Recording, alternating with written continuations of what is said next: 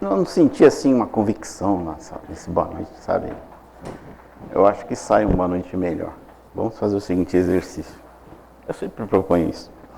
Tentem imaginar, e aí o uso da imaginação tem que ser potente, hein?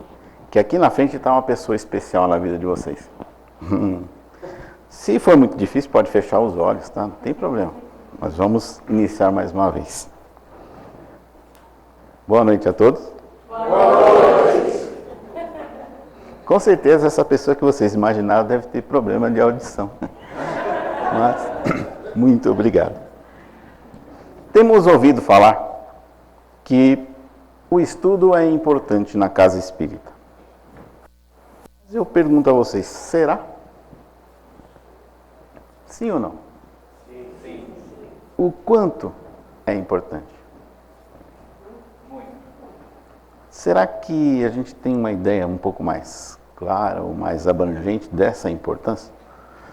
Nosso objetivo hoje é propor algumas ideias, convidá-los a um exercício, e hoje eu vou pegar pesado, preparem-se, uma dinâmica curta, mas que vai nos auxiliar a pegarmos algumas informações, não diria conclusivas, mas que nos ajudará a ter uma ideia talvez um pouco mais clara se o estudo é importante ou não. Tudo bem? O exercício é o seguinte, eu peço que vocês lembrem-se do instante da noite passada, quando vocês deitaram-se em suas camas, terminaram as preces e tudo mais, fecharam os olhos para o descanso merecido e necessário. Conseguem lembrar disso? Então vamos lá, todo mundo de olho fechado, fechando os olhos, isso. Estamos então dormindo, sono profundo. Agora podem acordar. O sono vai ser bem mais rápido dessa vez. Agora, o uso da imaginação, hein? Vocês estão abrindo os olhos, mas não estão acordando no quarto de vocês. Espera aí, o que aconteceu? Pasmem, vocês estão acordando no meio de uma selva tropical. Vocês olham para um lado, árvore, olha para o outro, árvore. E aí? Vocês estão de pijama, certo? E só. Usem a imaginação e me digam o que vocês estão vendo nessa selva. Vamos ver como é que está a imaginação de vocês.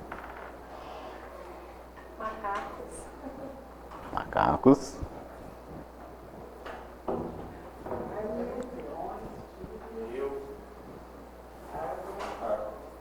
Árvore. Gostei. Como? Pássaros. Cobras. O que mais? Só isso, gente. Floresta. Essa floresta está muito pobre. Águas. Opa, está melhorando. Cachoeira. Muito bem. Vamos fazer uma parada na nossa imaginação. Deixar um pouquinho de lado a floresta e vamos lembrar o seguinte. Nós somos seres humanos racionais. Nos diferenciamos dos animais pela inteligência. Qual que é essa diferença que existe entre o animal e nós? É que as informações que nós recebemos através dos nossos sentidos, elas vão para um departamento extraordinário.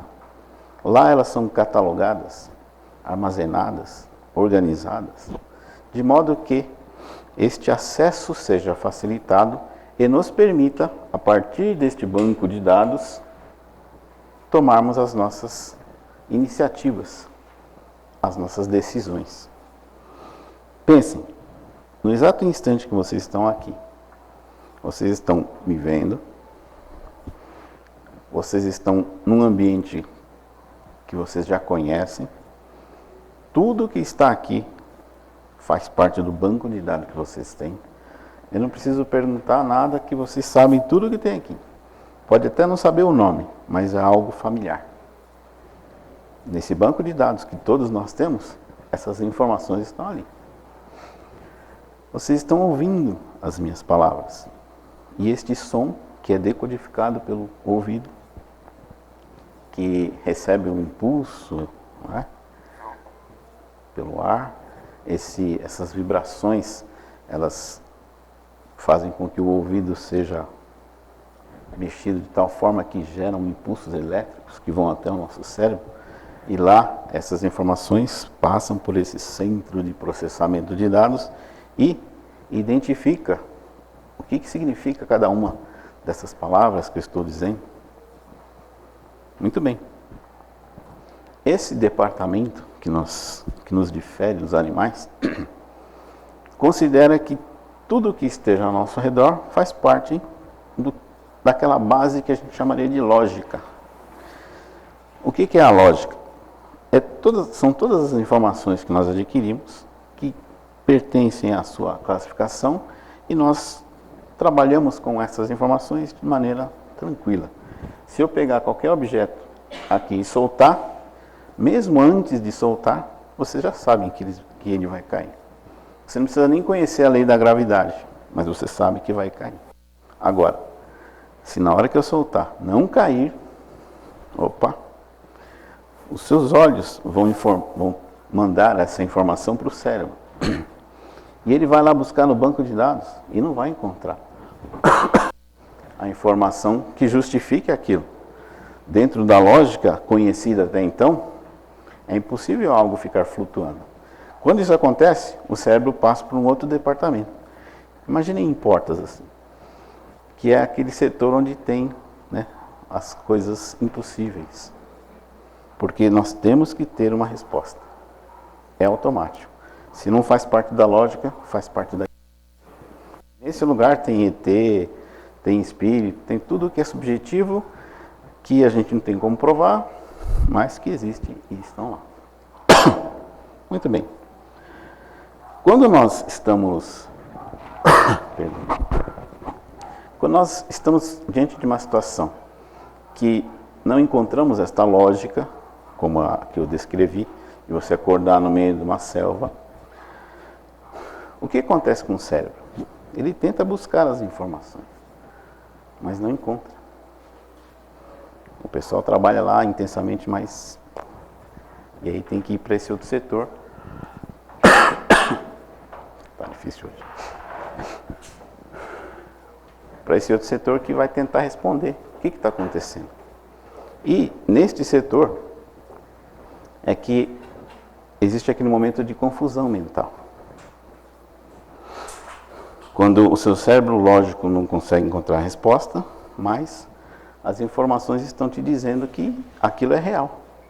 Seus olhos estão dizendo, seu ouvido, seu paladar. E aí, o que fazer? Voltando para a selva. O que acontece conosco num lugar como esse? Me digam vocês. Quanto tempo nós duraríamos num ambiente tão adverso assim? O que vocês acham?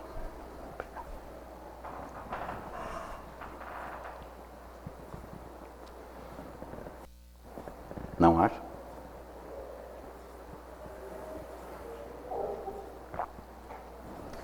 Pense que vocês não estão mais diante do conforto da tecnologia.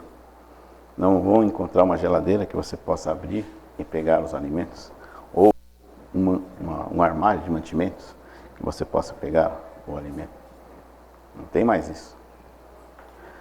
Você não tem mais a sua cama quentinha. Você não tem mais aquela sua roupa apropriada. Você está no meio da selva e tem o desafio de sobreviver num meio que você não está acostumado. Provavelmente, a grande maioria de nós não duraríamos mais que uma semana. Possivelmente. Por quê? Este meio adverso, ao qual nós não temos conhecimento, não é só as dificuldades encontradas lá, mas a nossa busca, não é, de tentar encontrar soluções que nunca antes tínhamos tentado. gastaremos energia tentando, porque não temos conhecimento. É claro que existem pessoas preparadas para enfrentar uma selva. É só assistir a televisão que vocês vão ver que tem pessoas que se dedicam a isso, a buscar naquele ambiente tão hostil como que é a forma de você sobreviver. Tem lá um tipo de cipó que você cortar, tem água, né? Tem algumas plantas que você pode tirar a raiz e se alimentar. Mas nós não temos esse conhecimento. E o que é interessante, nós temos parte da informação que torna o desafio ainda mais complicado. Se vocês assistirem na televisão, tem lá os programas Parasitas Assassinos. Não sei se alguém aqui já assistiu. Que aí mostra a pessoa que foi na praia, entrou na água lá, na África, né? E sempre tem essas experiências da África. E quando a pessoa volta, ela pegou algum tipo de parasita lá que, nossa, na visão deles tudo é assassino, né? Mas nós não estamos acostumados com isso, não temos defesas para esse tipo de coisa, então numa selva provavelmente não duraríamos muito. Desculpa. Mas por que eu coloquei essa situação? Pensarmos.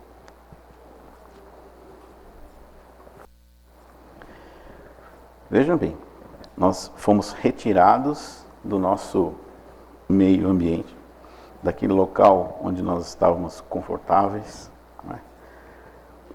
E fomos colocados numa situação onde não temos como nos comunicar com ninguém, não temos como usar tecnologia para tentar essa comunicação, não tem com quem falar, e o ambiente é hostil a nós, porque os seres que estão lá, eles estão em harmonia, mas nós somos o peixe fora d'água. E qualquer semelhança dessa situação com a morte é mera coincidência. E aí veja, a pessoa que desencarna vai para um meio desconhecido, para quem não conhece, e de repente ela fica privada de tudo aquilo que ela tinha, inclusive da comunicação. Ela está na casa dela, tenta conversar com as pessoas, mas ninguém responde, ninguém a vê. E aí, voltamos à pergunta do começo. É importante ter conhecimento? É importante estudar ou não? Vejam que, se nós fôssemos fazer a comparação, né, da selva com a morte, nós, espíritas, seríamos aqueles poucos que eu citei, que teriam condições de sobreviver, né, na selva, não é assim? Nós temos algum conhecimento, diferente daquele que não tem conhecimento nenhum. Concordam ou não? Supostamente. Mas a literatura nos traz uma situação interessante. Tem um livro que fala que existe do lado de lá um hospital psiquiátrico e que a grande maioria, vamos dizer assim, da clientela é de espíritas.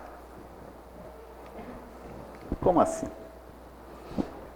Aí nós voltamos àquela questão que eu comentei com vocês. Quando você tem parte do conhecimento, se esse conhecimento não te permitiu colocar em prática certas questões, esse conhecimento vai agir contra. Não é? Vou citar um exemplo que vai ficar mais claro. Imagina uma pessoa, duas pessoas, uma que não tem conhecimento de nada da selva e essa que assistiu esses programas do parasita assassino, aquelas coisas todas, né? Essa pessoa que não tem conhecimento nenhum, ela vai andar pela floresta tentando alguma coisa. A outra, ela vai ficar parada, vai ficar preocupada em olhar para ver se não tem nenhum parasita assassino esperando por ela em qualquer momento. Então, conhecer parte da coisa acaba sendo mais complicado do que aquele que não conhece.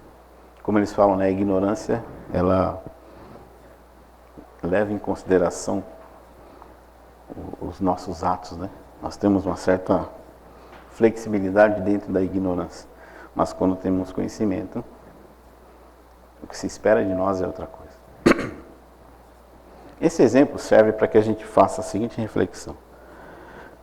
O conhecimento que eu estou adquirindo, ele está servindo para o quê?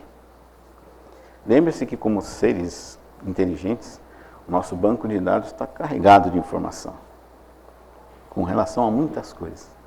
Mas o que nós observamos é que se essas informações forem apenas colocadas no banco, sem que haja uma transformação, sem que haja mudanças a partir dessas informações, é como ter uma estante cheia de livros que a gente mostra para os outros que ela está ali, mas ela não está sendo, na prática, útil. Qual que é o complicado disso? Por que o conhecimento precisa ser reciclado? Primeiro, nós vemos que existem pessoas aí fora que são taxativas. Eu acredito nisso porque está aqui, está na Bíblia. Ela pegou uma informação dali e aquilo é verdade. Ela não questiona a informação. E em não questionar a informação, ela acaba se colocando numa situação complicada. Porque é preciso ter uma análise. Ler, não duvidando de tudo, mas buscando um entendimento. Será que o que está escrito aqui é exatamente desse jeito? Eu fiquei com dúvida com relação a essa questão. Deixa eu procurar em outros lugares. Deixa eu comparar. Quando eu tenho essa postura, eu passo a ser uma pessoa que começa a olhar para mais lugares do que um só. Porque a partir de várias referências, eu fico com uma certeza mais apoiada, mais sólida. Mas quando eu só tenho uma, aquilo para mim é único, então ela é inquestionável. Mesmo que ela represente coisas que eu não concorde, mas está escrito, eu tenho que obedecer. Nós precisamos pensar, refletir, para que a gente tenha a capacidade de comparar as informações, lembrando que o nosso centro de processamento de dados faz isso, mas se essas informações não nos permitirem mudanças, principalmente comportamentais, estará sendo uma informação sem utilidade. Vejam que interessante. Por que não é só a informação que importa? Se você pegar toda a tecnologia, tudo que ela permite, ela te trará muitas possibilidades. Mas, se toda essa tecnologia não for capaz de ajudar uma única pessoa, será que ela está servindo mesmo? Ou estará sendo apenas uma demonstração de capacidade? O interessante é que no universo existe uma corrente, um movimento evolutivo. E quando nós conseguimos associar as informações com este movimento, entrando em sintonia com essa vontade do Pai a que Jesus se referia, aí nós estamos tendo a atitude que tem o sábio, que tem o conhecimento, assimilou o conhecimento e não o usa para humilhar o outro, mas sim para ajudá-lo. Muitas vezes da forma mais escondida possível. Mas nunca deixando de compreender a responsabilidade que tem cada um e o quanto é importante que as pessoas consigam perceber que está nelas a possibilidade do crescimento. Não tem como pegar a inteligência, a sabedoria de todo mundo, colocar na minha cabeça e me transformar. Não existe isso. O que existem são várias pessoas em níveis diferentes e a partir desses níveis você tem informações que você está sempre confrontando. Então, o que nós observamos é que existe um tempo para tudo. Não tem como você mudar este movimento, que é o tempo que leva para você adquirir a informação, para ela te transformar e a partir dessa transformação você ir se percebendo parte de algo muito maior. Isso é com o tempo. Não existe uma fórmula pronta para cada um. O que existe é uma direção. E seguir essa direção é o nosso desafio. E quando nós temos, muitas vezes, convicção que é impossível, basta lembrar Jesus, que foi a personificação do que é possível. Aquilo que acreditavam ser impossível, Ele trouxe como realidade. Acreditávamos ser impossível que Deus fosse um Deus de amor, e Ele veio dizer que era. Olhávamos as pessoas com diferenças, e Ele veio dizer que todos somos iguais. E vejam que este conceito foi passado há mais de 2000 anos, e mesmo hoje, nós ainda não vivemos essa realidade. Ainda temos muitas dificuldades com relação a rótulos, a pré-avaliação. Talvez a palavra mais correta seria o preconceito.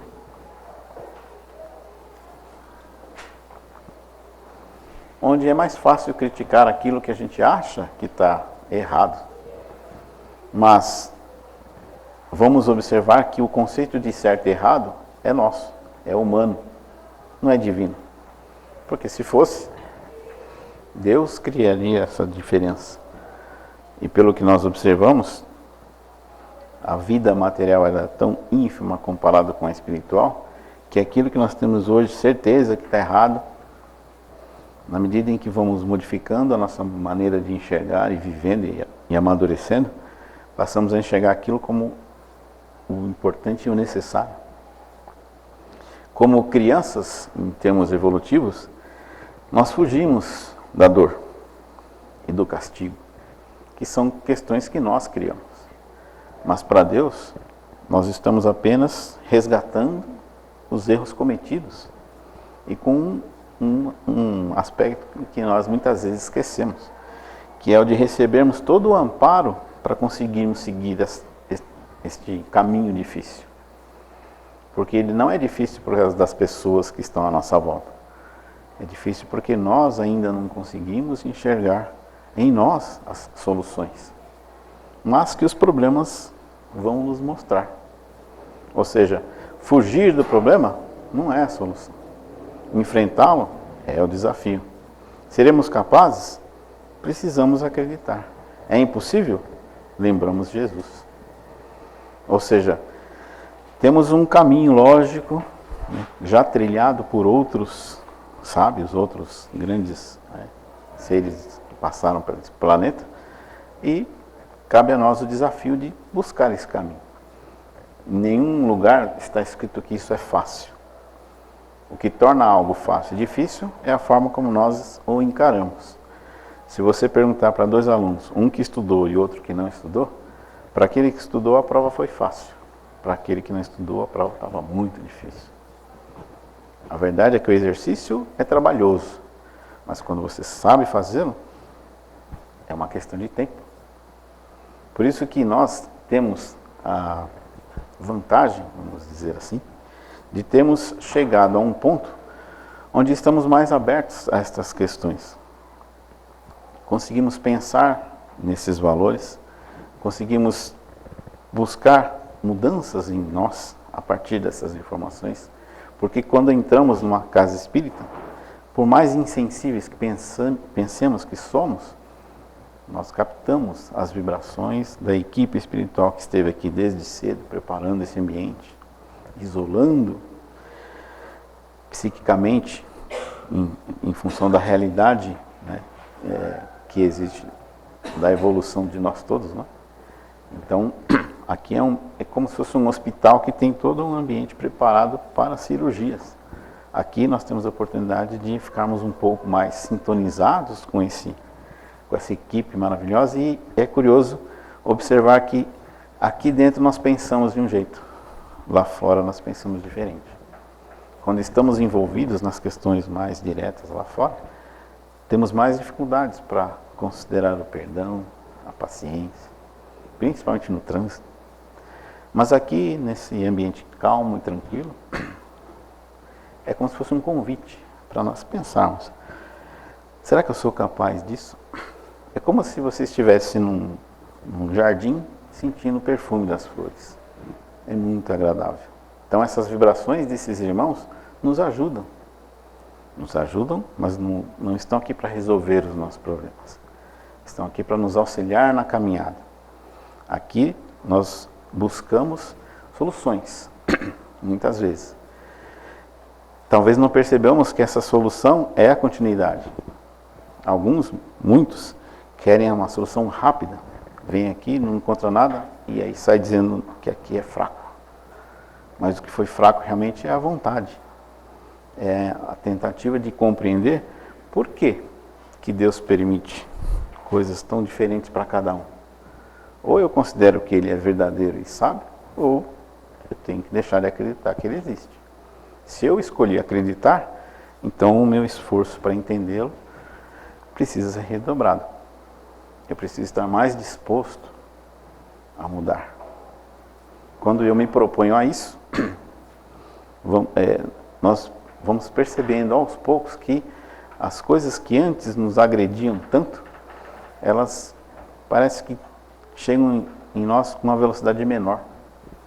Porque nós estamos nos fortalecendo naquilo que somos ainda frágeis, que são os nossos valores morais. É a nossa vaidade, o nosso orgulho, que causam as dificuldades. Mas quando começamos a trilhar esse caminho, lembrando que você tem a teoria e você tem a oportunidade da prática.